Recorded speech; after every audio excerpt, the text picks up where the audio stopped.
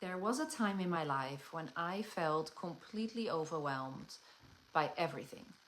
Work, relationship, and just trying to keep up with life, the demands of life. And I'm sure many of you can relate to it.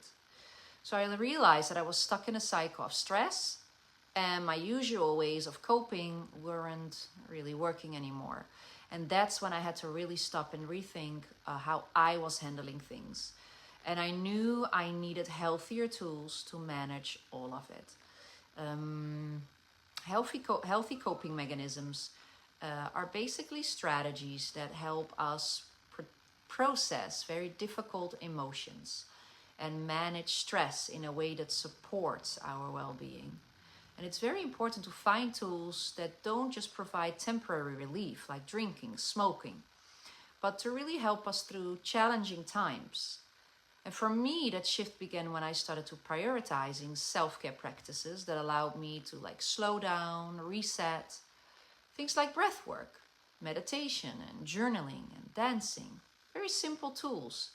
And they can create space for us to reflect and really feel a sense of calm. For example, when I was feeling anxious, I started using deep breathing techniques to really ground myself. And at first it felt a little awkward, but over time I noticed that it really helped me center my mind and body in just these moments of overwhelm.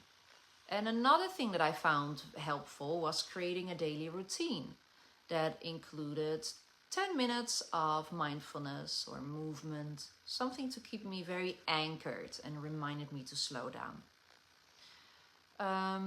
So that is part of my coaching program as well, obviously. If you're feeling stressed or stuck, then start to explore what works best for you. It could be very simple, like taking a walk outside, finding a creative outlet, or learning how to express your feelings in a journal.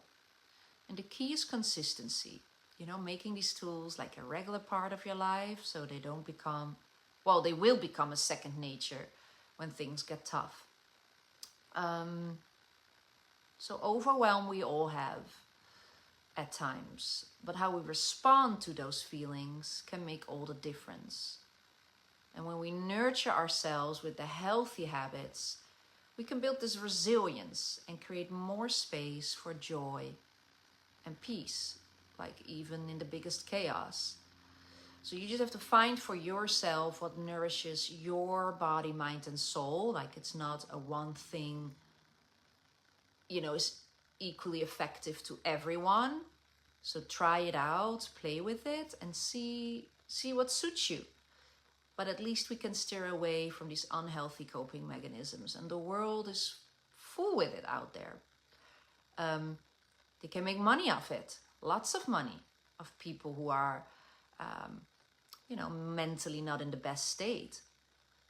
But if you are able to breathe and journal and meditate by yourself, just 3 key components that I incorporate a lot in my daily retreats, in my ceremonies, in my one-on-one sessions, in my coaching programs.